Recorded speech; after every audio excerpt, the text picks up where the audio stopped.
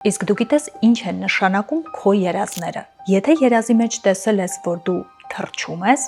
դա նշանակում է, որ մոտ ժամանակներում շատ համարձակ քայլ ես անելու եւ կյանքդ լիովին փոխվելու է։ Եթե երազիդ մեջ ընկնում ես անդունդը կամ շատ բարձր տեղից, նշանակում է, որ կյանքում խառը իրավիճակ է ստեղծվելու։ Եթե երազումդ տեսնում ես բարեկամիդ կամ ընկերոջդ, որ արդեն չկա, վախենալ պետք չի, դա չի նշանակում, որ նա եկել է քեզ իր հետ տանելու, դա նշանակում է, որ նա եկել է քեզ զգուշացնելու մոտակա սպասվող վտանգի մասին։ Եվ ամենակարևորը, պարզվում է կա մի բան, որը եթե տեսնում եք ձեր երազում, պետք է շատ արագ արթնանաք, որովհետև դա տեսնելուց հետո շարունակել քնելը եւ շարունակել երազը կարող է չափազանց վտանգավոր լինել ձեզ համար։ Հիմա ես կասեմ, թե դա ինչն է։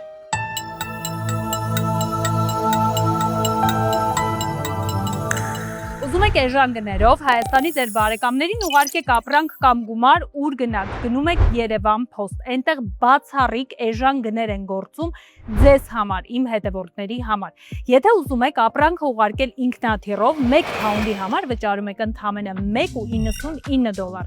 Եթե ուզում եք ծանրոցը ուղարկել նավով, ապա վճարում եք 1 ծանրոցի համար, եւս 2 ծանրոց ուղարկում եք լրիվ անվճար։ Կարող եք ուղարկել նաև կահույք, ցանկացած տեսակի մեծ ապրանք ու նույնիսկ ավտոմեքենա սեդանի համար վճարելով $1699, SUV-ի համար $1799։ Այս զեղչերը գործում են մինչև Mother's Day, մինչև մայիսի 10, այնպես որ շտապեք, հավաքեք ծանրոցները ու գնացեք Երևան Post հեռախոսահամարն ու հասցեն տեսնում եք։ Ամեն գիշեր դու տեսնում ես երազ։ Ըստ հաշվարկների, մարդը իր կյանքի ընթացքում մոտավորապես 6 ամբողջական տարի անցկացնում է քնած վիճակում։ Բայց երբևէ մտածել ես իրականում ինչ է երազը ու ինչի ենք մենք տեսնում երազներ։ Արդյոք երազները ուղղակի այն տպավորություններն են, որ մենք ստանում ենք քնելուց անմիջապես առաջ։ Ինչ որ բան լսում ենք, ինչ որ բան տեսնում ենք, ինչ որ մարդկանց մասին մտածում ենք եւ հետո դա տեսնում ենք մեր երազի մեջ, թե իրականում մեր երազները նախազգուշացումներ են եւ մեր ապագայի գուշակություններն են։ Մարդիկ տարիներ շարունակ համոզված են եղել, որ քնի ժամանակ մեր ուղեղը հանգստանում է։ Քնիր, որ հանգստանաս։ Իսկ հիմա ես ձեզ շտապեմ հիասթափեցնել։ Մեր քնած ժամանակ մեր ուղեղը աշխատում է շատ ավելի ակտիվ, քան բարդ մաթեմատիկական խնդիր լուծելիս։ Բայց հետաքրքիր մի բան, մեր ուղեղը պարալիզացնում է մեր մարմինը քնած ժամանակ։ Ու դրանով է բացատրվում այն, որ երբ որ մենք երազում տեսնում ենք, որ օրինակ մարաթոն ենք վազում, կամ ընկնում ենք ինչ-որ բարձր կետից, կամ ինչ-որ մեկից փախչում ենք, մենք իրականում հանգիստ պառկած ենք մեր անկողնու մեջ,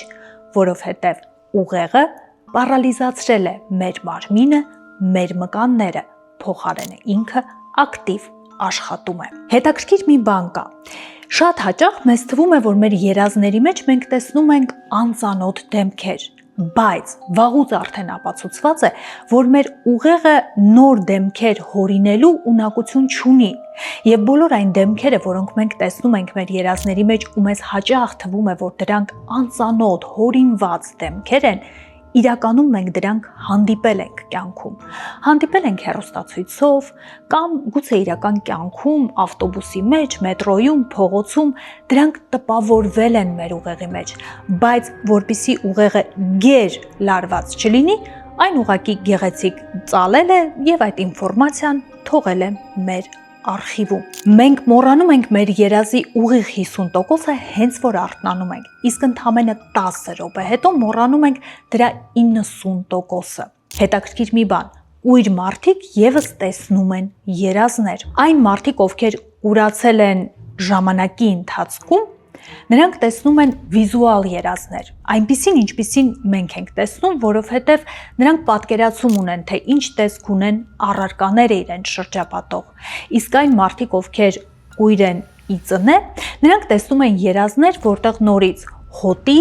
համի ու ձայների միջոցով են կարողանում հասկանալ, թե ինչ է կատարվում իրենց շուրջը, բայց այդ երազները պակաս պատկերավոր չեն։ Զարմանալի եւս մի փաստ՝ մարդկանց 12%-ը տեսնում է միայն սև ու սպիտակ երազներ, մնացածը տեսնում են երազները գունավոր, բայց հետաքրքիրն այն է, որ մինչև գունավոր հեռուստացույցի գյուտը այս տոկոսը շատ ավելի բարձր է եղել։ Իսկ հիմա եկեք հետաքրքիր մասից անցնենք ամենամիստիկ ու առեղծվածային հատվածին։ Արդյոք այն, ինչ մենք տեսնում ենք մեր երազներում, պատահականություն է, թե այն, ինչ մենք տեսնում ենք մեր երազներում,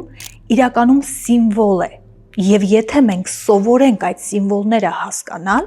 եւ հասկանալ, թե մեր երազում տեսած յուրաքանչյուր առարկա կամ մարդ ինչ է նշանակում, մենք կկարողանանք գուշակել մեր ապագան, զգուշանալ վտանգից, որը մեզ սպասվում է, ու նույնիսկ կանխարգելել հիվանդություն։ Հիմա պատմում եմ ձեզ իմ ծանոթներից մեկի պատմությունը։ Տղամարդ 45 տարեկան, ով կորցրել էր իր կնոջը եւ մեծացնում էր իր 5 տարեկան աղջկան լրիվ միայնակ։ Օրերից մի օր այս մարդը սկսում է անընդհատ տեսնել նույն երազը։ Երազի մեջ հայտնվում է իր արդեն հեռացած կինը, կանգնում է ավտոմեքենայի մոտ եւ անընդհատ արգելում է, որպեսզի այդ մարդը նստի մեքենայի ղեկին։ Այս երազը վախ ու սարսափ է մտցնում մարդու կյանքում, որովհետև նա երկու քարի արանքում էր հայտնվել։ Մի կողմից հասկանում էր, որ երազում հայտնված կինը նախազգուշացում է անում հավանական վտանգի մասին, բայց մյուս կողմից խուսափելու համար ավտովթարից ընդհանրապես չնստել ղեկին ուղղակի անհնար էր։ Այս նույն երազը կրկնվում է մի քանի օր։ Եվ վերջապես վերջին օրը տղամարդը տեսնում է նույն երազը, բայց այս անգամ երազի մեջ հայտնվում է նոր սիմվոլիկա։ Հայտնվում է 5 թիվը։ Կինը ասում է 5 թիվը։ Տղամարդը ֆիքսվում է այդ թվի վրա եւ որոշում է այդ ամսվա 5-րդ օրը ուղղակի տանից դուրս չգալ, որովհետեւ համոզված էր, որ վտանգը գալու է ավտոմեքենայից ու ամենայն հավանականությամբ լինելու է ավտովթար։ Գալիս է ամսվա 5-րդ օրը։ Եթե փնտրում եք ռեստորան ձեր իվենթի համար, կնունկ, ծնունդ, հարսանիք, baby shower, վերանդան լավագույն տարբերակներից է, բացատրեմ ինչու։ Նախ ուտելիքը իսկապես շատ համեղ է եւ ունեն փաթեթներ, որոնք հարմար գներով են սկսվում։ Երկրորդ, վերանդայում երգում են տարբեր ու բազմաոճ երգացանկով երգիչներ, ինչը ձեր իվենթի երաժշտական երեկոն դարձնում է շատ բազմատեսակ ու հարուստ։ Հարմար է թե մեծ իվենթների եւ թե փոքր իվենթների համար ու տարածքը այնպիսին է, որ կարող եք ստանալ ձեր իվենթի թեմատիկային համապատասխանող դիզայն։ Հիշեք վերանդան ձեր հաջորդ իվենթի համար։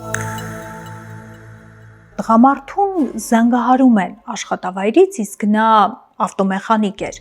եւ խնդրում են արտահերթ աշխատանքի դուրս գալ։ Տղամարդը, հասկանալով, որ դա չարաբաստիկ 5-րդ օրն է, հրաժարվում է գնալ աշխատանքի։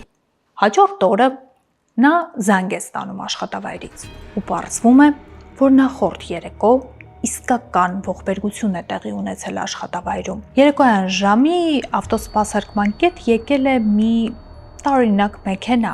Մեխանիկը մեքենայի վրա մի քանի րոպե աշխատելուց հետո սկսել է այն զննել բոլոր կողմերից ու շատ պատահական նկատել է, որ մեքենայի բեռնախցիկը կիսով չափ բաց է։ Դա նրա համար չափազանց տարօրինակ է թվացել եւ նա որոշել է բացել բեռնախցիկը եւ տեսնել, թե ինչ կա ներսում։ Բեռնախցիկում եղել են մեծ սև տոպրակներ, որոնց մեջ ինչ-որ տարօրինակ բան է եղել։ Հենց այդ վայրկյանին ավտոմեքենայի տերը, հասկանալով, որ մեխանիկը բացել է բեռնախցիկը, ծանր գործիքով հարվածում է նրան եւ տղամարդը ուղղակի անշունչ ընկնում է գետնին։ Այդ նույն մեխանիկի փոխարեն իրականում պետք է լիներ տղամարդը։ Ու սա ուղղակի սարսուռ առաջացնող պատմություն էր, որովհետև տղամարդը հասկանում է, որ իր կինը իսկապես երազում նախազգուշացնում էր սպասվող վտանգի մասին։ Պարզապես ինքը վտանգի նախազգուշացումը ճիշտ չէր հասկացել։ Վտանգը իսկապես գալու էր մեքենայից, բայց դա չէր լինելու ավտովթար։ Պարզապես լինելու էր ողբերգություն, որը գալու էր բառացիորեն ավտոմեքենայի միջից։ Երբ որ դուք երազում տեսնում եք որևէ բարեկամի, ընկերոջ, հարազատի, ով որ արդեն գոյություն չունի, սովորաբար վախեցած եք արթնանում, որովհետև ընդունված է մտածել, որ եթե դուք ձեր երազի մեջ տեսել եք մահացած բարեկամի կամ ընկերոջ, դա նշանակում է, որ այդ մարդը եկել է ձեզ կանչելու իր մոտ, եկել է, որ ձեզ էլ տանի իր հետ։ Բայց իրականում դա բոլորովին այլ նշանակություն ունի։ Դա նշանակում է, որ նա հայտնվել է երկու պատճառով։ Առաջինը, նա հայտնվել է, որ նախազգուշացում անի։ Եվ շատ հաճախ այս նախազգուշացումները բառացի չեն լինում։ Այդ նախազգուշացումների մեջ դուք պետք է շատ ուշադիր լինեք, թե տվյալ մարդը ինչի վրա է մատնանշում։ Շատ հաճախ դուք երազում կարող եք տեսնել կյանքից հեռացած որևէ մեկի, ում հետ առհասարակ մտերիմ չեք եղել, բայց այդ դեպքում դուք պետք է ուշադրություն դարձնեք այդ մարդու անվան վրա, տեղի վրա, որտեղ դուք նրան տեսնում եք, այն ամենի վրա, ինչը նա փորձում է ձեզ ցույց տալ երազի մեջ, որովհետև հենց դա են գլխավոր սիմվոլները, բանալիները, որոնց միջոցով դուք կարող եք հասկանալ, թե ինչ է ձեզ զգուշացնում տվյալ անձը։ Եվ պատճառ երկրորդ, շատ հաճախ դուք տեսնում եք մարդկանց, ովքեր արդեն հեռացել են կյանքից, որովհետև ինքները դեռ բաց չեք թողել այդ մարդկանց։ Եվ այս դեպքերում խորհուրդ է տրվում հիմնականում հոգեբանի միջոցով փորձել բաց թողնել այդ մարդկանց ձեր կյանքից, որովհետև սիստեմատիկ այս մարդկանց երազում տեսնելը վնասում է ոչ միայն ձեզ, այլ նաև նրանց, որովհետև դուք բաց չեք թողնում կապը, հանգիստ չեք թողնում այդ մարդու հոգին, իսկ որ ամենակարևորն է, կա նաև թեորիա, որ մարդիկ, ովքեր արդեն հանդերձյալ աշխարհում են, պարզապես կերպարներ են, որոնց կերպարների մեջ շատ հաճախ մեր կյանք կարող են մուտք գործել նաև սև ուժեր ու սև էներգիա։ Իսկ հիմա ամենակարևորը, կան երազներ, որոնք երբ մենք տեսնում ենք, մեր մտքով անգամ չի անցնում, որ դրանք պատահական չեն, եւ այդ սիմվոլները գուշակում են մեր ապագան, այն, ինչ մեզ հետ լինելու է շատ շուտով։ Ու սա ֆանտազիա կամ ուղղակի հորինվածք չէ, սա իրական փաստ է։ Ինչու՞։ Արդյոք երազները իսկապես կարող են գուշակել ապագան։ Ու դուք հիմա կզարմանաք, եթե ես ասեմ, որ դա իսկապես այդպես է, ու դա գիտական փաստ է, այլ ոչ թե կոնսպիրոլոգների սիրած թեորիան։ Բանն այն է, որ շատ հաճախ է պատահել երևի թե դու քնում ես, երազումը տեսնում ես մի ընկերոջ, որը հիվանդ է։ Անցնում է մի քանի օր եւ դու իսկապես իմանում ես, որ այդ ընկերդ հիվանդացել է։ Օ հրաշք, կախարդանք եւ մոգություն։ Ինչպես ես դու տեսել ապագան գուշակող երազ։ Իսկ իրականում ամեն ինչ բացատրվում է գիտությամբ։ Օրվա ընթացքում մեր ուղեղը տեսնում է բազմաթիվ մանրուքներ, բազմաթիվ դետալներ, բայց այդ ամեն ինչը մեր ուղեղի մեջ չի մնում օրվա ընթացքում։ Հակառակ դեպքում մեր ուղեղը ուղղակի կպայթի գերլարվածությունից։ Բայց այն ժամանակ, երբ մենք քնած ենք, մեր ուղեղը աշխատում է շատ ավելի ակտիվ եւ շատ ավելի գերհզոր։ Հետևաբար հենց այդ ժամանակ մենք ունենք բացառիկ ունակություն մեր տեսած բոլոր դետալները լեգոյի նման դնել իրար վրա եւ ստանալ մի ընդհանուր պատկեր։ Ու հենց դա է պատճառը, որ օրվա ընթացքում, եթե դուք նկատել եք, որ ձեր ընկերոջ մոտ թեթև մրսածություն էր, կամ դուք ինչ-որ մի վայրում էիք, որտեղ նա կարող էր մրսել, կամ նրա գույնը մի տեսակային չէր, դուք բոլոր այդ դետալները կարող եք կպցնել իրար ենթագիտակցության մեջ եւ ձեր երազում տեսնել այն, ինչը տվյալ մարդու հետ լինելու է ընդամենը օրեր հետո։ Սա ամենապարզ օրինակն է։ Նույնը շատ ավելի բարդ մակարդակի վրա տեղի է ունենում, երբ որ մենք կարողանում ենք երազի մեջ գուշակել, թե ինչ ավելի գլոբալ փոփոխություններ են տեղի ունենալու մեր կյանքում։ Այն, որ կան երազներ, որոնք իսկապես գուշակում են ապագան, ապացուցված է նաև տարիներ շարունակ բազմաթիվ դեպքերով։ Ապացուցված փաստ է, որ Տիտանիկ նավի խորտակվելուց դեռ տասնամյակներ առաջ տասնյակ մարդիկ աշխարհի տարբեր անկյուններում տեսել են միևնույն երազը, ինչպես է խորտակվում հսկայական մի նավ։ Ավելին ասեմ, Տիտանիկի խորտակվելուց ընդամենը օրեր առաջ նման երազ տեսել է ուղևորներից մեկը, ով փաստացի այդ երազը տեսնելուց հետո նույնիսկ հետ է տվել իր տոմսը եւ Տիտանիկի վրա չի հայտնվել։ Մեկ այլ հայտնի օրինակ, Աբրահամ Լինկոլնը իր մահից անմիջապես առաջ, մի շաբաթ առաջ մոտավորապես, տեսել է երազ, որի մասին պատմել է Սպիտակ տանը։ Իր երազում Լինկոլնը մտել է Սպիտակ տուն եւ ուղիղ մեջտեղում տեսել է դրված դագաղ, ու երբ նա հարցրել է, թե ով է մահացել, նրան պատասխանել է նախագահը։ Մի քանի օր հետո Լինկոլնը մահացել է։ Մի քանի վայրկյանից ես ձեզ կպատմեմ, որոնք են այն հիմնական սիմվոլները, որ մարդկանց մեծ մասը տեսնում է իր երազում ու պատկերացում անգամ չունի, որ դրանք հուշում են ապագան։ Ինչքանով է այսօր ռեալ գալ Ամերիկա եւ դիմել քաղաքական ապաստանի, հարցը ուղղում եմ փաստաբան Մերի Կոստանյանին, Մերի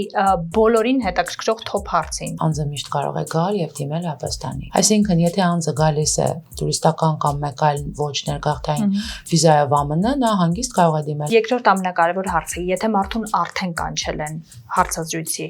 հետաձգել, թե այս պայմաններում միևնույնն է գնալ։ Ես կարծում եմ, որ միևնույնն է գնալ, բայց ես միշտ հետաձգելուն կողմ եմ այն պարագայում, երբ որ անձը պատրաստ չի իր հարցազրույցին, օրինակ չունի բավարար ապացույցներ, օրինակ պատմություն չունի,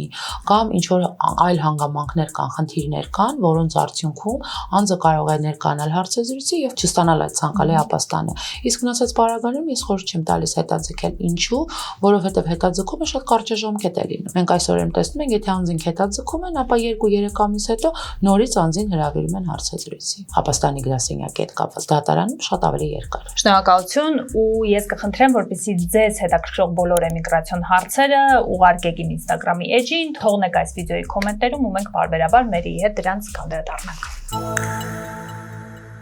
Բայց միջ այդ մի կարևոր բան, կա հստակ մեխանիզմ, ինչպես դուք կարող եք ինքներդ առանց որևէ երազահանի վերլուծել ձեր երազը։ Առհասարակ, ապացուցված է, որ երազահանների օգնությանը դիմելը այդքան էլ պրոդուկտիվ չէ, որովհետև երազը հասկանալու եւ մեկնաբանելու համար բավական չէ ուղղակի իմանալ, թե յուրաքանչյուր սիմվոլ ինչ է նշանակում։ Պետք է իմանալ, թե յուրաքանչյուր սիմվոլ ինչ է նշանակում կոնկրետ տվյալ մարդու համար։ Ու հենց այդ պատճառով էլ կա սեփական երազը հասկանալու մի պարզ բանաձև։ Ուշադրություն, գրի ենք առնում։ Երազը տեսնելուց եւ անմիջապես արթնանալուց հետո խորհուրդ է տրվում թղթի վրա գրել այն հիմնական բառերը, որոնք դուք հիշում եք ձեր երազից։ Օրինակ, դուք տեսել եք անտառ, տեսել եք ձեր մայրիկին եւ տեսել եք, որ ինչ-որ մեկից փախչում եք։ Դրանք հենց այն բառերն են, որոնք այսպես ասած ձեր երազի բանալիներն են։ Դրանք գրի առնելուց հետո դուք սկսում եք անել մեկ այլ բարդ աշխատանք։ Սկսում եք յուրաքանչյուր բառի կողքին գրել ասոցիացիան, այսինքն այն, թե ինչ է տվյալ բառը նշանակում ձեզ համար։ Օրինակ, գուցե դուք ձեր երազի մեջ տեսել եք կատու եւ փոքր, փափուկ այդ կենդանին ձեր ուղեղի մեջ ասոցացվում է ձեր երեխայի հետ։ Դա նշանակում է, որ եթե անգամ երազահանի մեջ կատուն բոլորովին այլ երևույթի սիմվոլ է,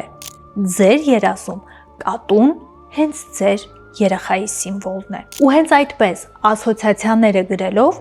դուք կարող եք մեկնաբանել ու վերլուծել ձեր սեփական երազը։ Իսկ հիմա ուշադրություն։ Ես կթվեմ մի քանի կարևոր բան, իսկ դուք կփորձեք հիշել, ինչն եք դրանցից տեսել ձեր երազում եւ կհասկանաք, ինչ են դրանք զգուշացնում կամ ինչի մասին են դրանք պատմում։ Պատրաստ եք։ Եվ այսպես վերցնում ենք թոքտուկրիչ ու գրի ենք առնում։ Եթե երազում տեսնում եք, որ դուք ամբողջությամբ մերկ եք, օրինակ հրապարակում կանգնած կամ ամբողջի մեջ, դա նշանակում է, որ իրական կյանքում դուք ունեք մի գաղտնիք կամ արել եք ինչ-որ մի բան ու վախենում եք, որ շրջապատող մարդիկ դա կբացահայտեն ու կտեսնեն ձեր ամբողջությամբ մերկ, ավելի կոնկրետ ձեր հոգին կտեսնեն ամբողջությամբ մերկ։ Եթե երազում դուք տեսնում եք, որ դուք փախչում եք ինչ-որ բանից, բայց ձեզ վրա հարձակվում են, դա բոլորովին չի նշանակում, որ ձեզ վրա հարձակվելու է թշնամի։ Դա նշանակում է, որ իրական կյանքում կա ինչ-որ մի բան, որը ճնշում է ձեզ, ու դուք անելանելի վիճակում եք հայտնվել եւ չեք կարողանում այդ ճնշումից ազատվել։ Եթե երազում դուք տեսնում եք անընդհատ կրկնվող մի երազ, դուք մի տարածքում եք, որտեղ շնչահեղձ եք լինում։ Շատ հաճախ այս երազը տեսնելուց հետո մարդիկ մտածում են, որ կյանքում գուցե հայտնվի ինչ-որ սիտուացիա կամ իրենք հայտնվեն ինչ-որ մի վայրում, որտեղ որ շնչահեղձ կլինեն, բայց շատ հաճախ այս երազը նշանակում է բոլորովին այլ բան։ Սա լինում է նշան բժշկական,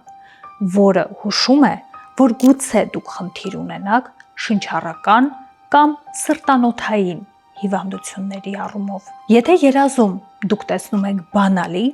դա նշանակում է, որ շատ շուտով դուք գտնելու եք լուծում ձեր կյանքում առաջացած կարևոր մի խնդրի համար։ Եթե տեսնում եք վարդ, դա ցանկություն է։ Եթե վարդը առանց փշերի է, նշանակում է ձեր ցանկությունը եւ ձեր նպատակը, որին դուք հասնելու եք, ձեզ ուրախություն է բերելու։ Եթե վարդը փշերով է, դա նշանակում է, որ դուք վախենում եք այն ցավից, որը պատճառելու է ձեզ այն նպատակը, ցանկությունը, որին դուք հասնելու եք։ Եթե երազում դուք տեսնում եք 1 թիվը, դա նշանակում է, որ դուք ձեզ իզոլացված, առանձնացված եք զգում մյուսներից, մենակության զգացողություն ունեք։ Եթե երազում տեսնում եք 2 թիվը, նշանակում է, որ ձեր կյանքում կա մի հարց, որի շուրջ դուք երկակի կարծիք ունեք եւ չեք կարողանում կողմնորոշվել վերջնական։ Իսկ եթե երազում տեսնում եք 13 թիվը, շատ հաճախ մարդիկ մտածում են, որ 13-ը չարաբաստիկ թիվ է եւ սուրում է ողբերգություն ու դժբախտություն։ Այնինչ 13 թիվը իրականում նշանակում է փոփոխություն, որ մահանալու է հինը եւ ծնվելու է նորը։ Այս սիմվոլների մեջ կա սիմվոլ, որը տեսնելուց անմիջապես հետո շատ արագ պետք է արթնանալ քնից, որովհետև այս երազը շարունակել տեսնելը իսկապես կարող է վտանգավոր լինել ձեզ համար, ու սա միֆ չէ, սա իրականություն է։ Եվ այսպես, ինչը երբեք չի կարելի անել երազի մեջ։ Առաջինը, երազի մեջ չի կարելի նայել հայլու մեջ։ Ասում են, որ հայլիները երազների մեջ դրանք այսպես ասած պորտալներ են, թակարդներ, որի մեջ ընկնելով կարող է բացահայտվել երազի մեջ ձեր սև կողմը։ Երկրորդ, երազի մեջ երբեք գործող կերպարներին չի կարելի ասել, որ նրանք հորինված են, երբեք չի կարելի ասել, որ ես գիտեմ, ես հիմա երազ եմ տեսնում։ Ասում են, որ սա լսելուց հետո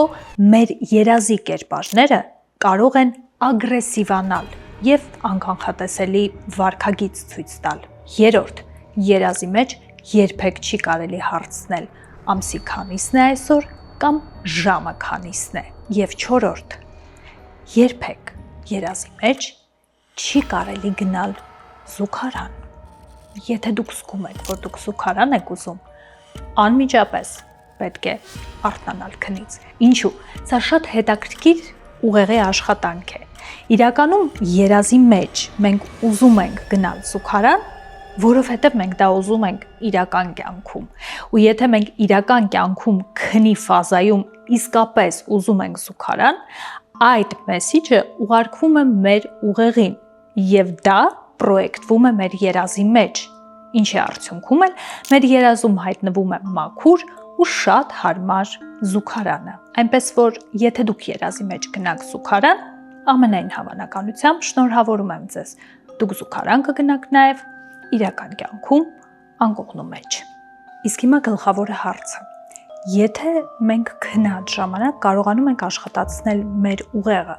արդյոք հնարավոր է ղեկավարել մեր երազները, արդյոք հնարավոր է գիտակցված լինել մեր երազի մեջ ու հասկանալ, որ հենց այդ պահին մենք քնած ենք ու գտնվում ենք երազում։ Պատասխանը շոկային է։ Հնարավոր է։ Առաջին էքսպերիմենտը արվել է 1980-ական թվականներին։ Գիտնականները հասկացել են, որ քնի ժամանակ մեր ուղեղը, ինչպես արդեն ասացի, պարալիզացնում է մեր մարմինը ու բոլոր մկանները, բայց կա ընդամենը մեկ մկան, որը քնի ժամանակ պարալիզացված չէ, եւ այդ մկանը մեր աչքի մկանն է։ Դրանով է բացատրվում այն, որ երբ որ մարդը քնած է եւ ակտիվ երազ է տեսնում, նրա աչքերի բիբերը անընդհատ շարժվում են։ Սա հասկանալով, գիտնականները հավաքում են մի խումբ մարդկանց եւ նրանց տալիս են հստակ հանձնարարություն։ Այն պահին, երբ նրանք գիտակցեն, որ քնած են եւ հասկանան ու այդ գիտակցությունը գա նրանց, ապա պարզապես աչքերի օգնությամբ որոշակի հստակ շարժումներ անեն որպես ազդանշան։ Եվ ինչ է կարծում, ինչ է տեղի ունենում։ Էքսպերիմենտը ստացվում է։ Մարդկանց խումբը, որը գտնվում էր խորը երազի մեջ, եւ դա հստակ ցույց էին տալիս սարքավորումները, որոնք հետևում էին քնի ինտենսիվությանը, միևնույն ժամանակ աչքերի միջոցով անում էին շարժումներ, որոնք սիմվոլն էին, ազդակն էին արտաքին աշխարհին, որ իրենք գիտակցում են, որ հիմա գտնվում են քնի մեջ եւ գիտակցում են, որ հիմա գտնվում են երազում։ Այս ֆանտաստիկ էքսպերիմենտը ել ավելի է կատարելագործվում մեր օրերում 2021 թվականին։ Մի խումբ մարդկանց հանձնարարվում է քնի ժամանակ պատասխանել շատ պրիմիտիվ մաթեմատիկական հարցերի։ Մարդիկ քնի խորը փուլում կարողանում էին հստակ պատասխանել մաթեմատիկական պրիմիտիվ հարցերի, ինչպիսին է օրինակ ինչ կլինի 8-ից հանած 4-ը։ Եվ մարդիկ 4 անգամ շարժում էին իրենց աչքերը ի նշան ճիշտ պատասխանի։ Հիմա ես եկել եմ Զավանտ Էսթետիկս ու խնդրելու եմ, որ Զարա Հարությունյանը մեզ բոլորիս խորհուրդ տա,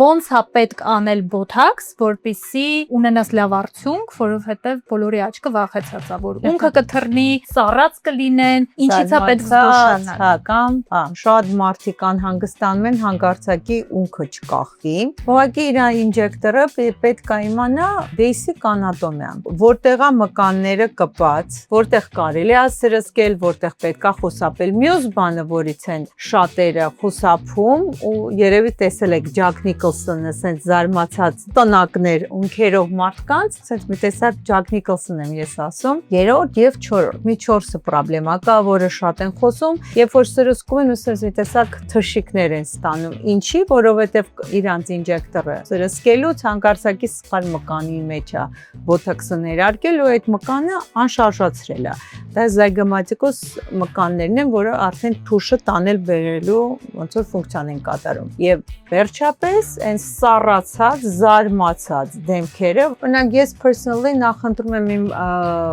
client-ներին, patient-ներին ավելի ոնց որ աշխուժ միմիկա թողնել, ինչքան շատ unit-ես ներարկում, այդքան արդյունքը ավելի երկար է պահում, բայց արդյոք արժի քարացած դեմքով մի 4-5 ամիս ման գալ, որ հետո մի 2 ամիս էլ նորմալ մարդու դեմքով ման գալ, ինձ թվում է չարժի։ Դրա համար նախընտրելի է ճիշտ քանակի բոտոքս ներարկել, ճիշտ մկանային շարժը թույլատնելու համար, որպեսզի մարդը 3-ից 4 ամիս նատուրալ դեմքի արտահայտությունով ման գա, մարդու չվախացնի, չզարմացնի, ինքն չվախենա ինքը իրան հայլու մեջ նայելու համար։ Եթե որևէ beauty պրոցեդուրա եք ուզում անել, botox ֆիլերներ, լազերային պրոցեդուր անել, այստեղ Լոս Անջելեսում կարող եք գալ Զավանտ Էսթետիկս, որը հիմա մասնաճյուղ ունի նաև Բրբանկում։ Մենք հայերս, որ գալիս ենք Հայաստանից, Ռուսաստանից, միշտ խառնենք, որովհետև կամ տուն ենք գնում, կամ տուն ենք վաճառում, կամ ժառանգություն պետք է ընդունենք, եւ դրա համար իհարկե մենք չենք կարող գնալ, հասնել նորից Հայաստան կամ Ռուսաստան, ինչ անել, այստեղ Լոս Անջելեսում գտնել լավ նոտար։ Ինչ գործարքներ եք անում։ Նոտարական ծառայությունների մեջ մտնում են նաև լիազորագրերը, որոնք մենք պատրաստում ենք Հայաստան, Ռուսաստան ուղարկելու համար եւ մարդիկ հնարավորություն ունեն չլքելով երկիրը, կազմակերպել իրենց բոլոր գործերը այստեղից այնտեղ լիազորելով ինչ-որ մեկին։ Առնել, վաճառել, նվիրել, ժառանգություն ընդունել կամ հրաժարվել, շատ տարբեր են գործարքները, նույնիսկ կա հնարավորություն, օրինակ անչափահաս երեխայի անձնագրի ժամկետը լրանում է եւ դեսպանատնով դա մի փոքր երկար է տևում, մի քանի ամիս լիազորագրի հիման վրա կարող եք ձեռք բերել 1 աշխատանքային օրվա ընթացքում Հայաստանում։ Գիտեմ նաև այսօր ինձ պատմեցիք, որ ունեք նոր շատ հետաքրքիր ծառայություն այստեղ։ Այո։ Պատմենք նաև, որտեղ վստահ եմ շատ մարդու կհետաքրքրի։ Այո, մեր հաճախորդներին որոշել ենք ուրախացնենք եւ նոր ծառայություն ունենք, այսինքն մենք մեր գրասենյակում ունենք լիցենզավորվել ենք եւ կարող ենք կազմակերպել ամուսնություն, գրանցել եւ նույն օրը սերտիֆիկատը տալ մարդկանց։ Ընդ որում ցանկության դեպքում կարող են կազմակերպել գեղեցիկ ամուսնական արարողություն, ինչպես գրասենյակում, այնպես էլ ձեր նշված ցանկացած վայրում։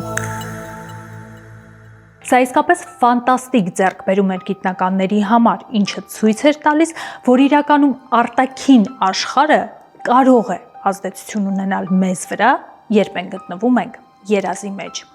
Ինչի համար է սա կարևոր։ Սա ոչ թե ուղղակի ժամանցի տարբերակ է կամ ուղղակի հետաքրքրություն։ Սա լուրջ գիտական ու բժշկական առաջընթաց է, ինչը կարող է օգնել մի շարք մարդկանց ազատվել իրենց վատ երազներից, որոնք հետապնդում են այս մարդկանց տարիներ շարունակ, հատկապես այն մարդկանց, ովքեր ունեն պոստ-տրավմատիկ երազներ, այսինքն վերադարձել են պատերազմից կամ որևէ ծանր կորուստ են ունեցել կամ որևէ ծանր ապրումներ են ունեցել եւ դրանից հետո սիստեմատիկ կրկնվող վատ երազներ են տեսնում։ Իհարկե, պետք չէ մոռանալ նաև, որ երազների մեջ միշտ չէ, որ պետք է միստիկ ու առեղծվածային ինչ-որ բան փնտրել։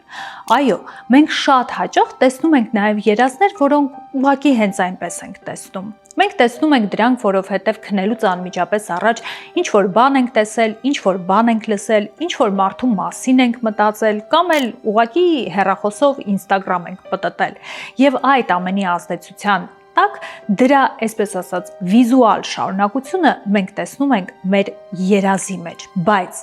այս ամենի կողքին պետք է հստակ ու միանշանակ հիշել. մեր երազները երբեք պատահական չեն լինում։ Մի բարձ պատճառով, որովհետև մեր ուղեղը երբեք պատահական ազդակներ մեզ չի ուղարկում։ Իսկ քնի փուլում, ինչպես ես ասացի, մեր ուղեղը աշխատում է շատ ավելի ակտիվ, քան ցանկացած բարդ մաթեմատիկական խնդիր լուծելիս։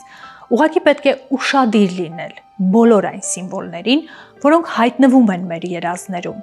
որոնք զգուշացնում են մեզ կամ էլ հուշում են, ինչ է լինելու մեզ հետ ապագայում։ Ես սպասում եմ ձեզ կոմենտներում, խնդրում եմ, որպեսզի դուք լինեք ակտիվ։ Ինձ շատ հետաքրքիր է։ Կոմենտներում գրեք, որն է այն երազը, որ դուք միշտ տեսնում եք, կամ գուցե երազը, որը շատ տպավորվել է։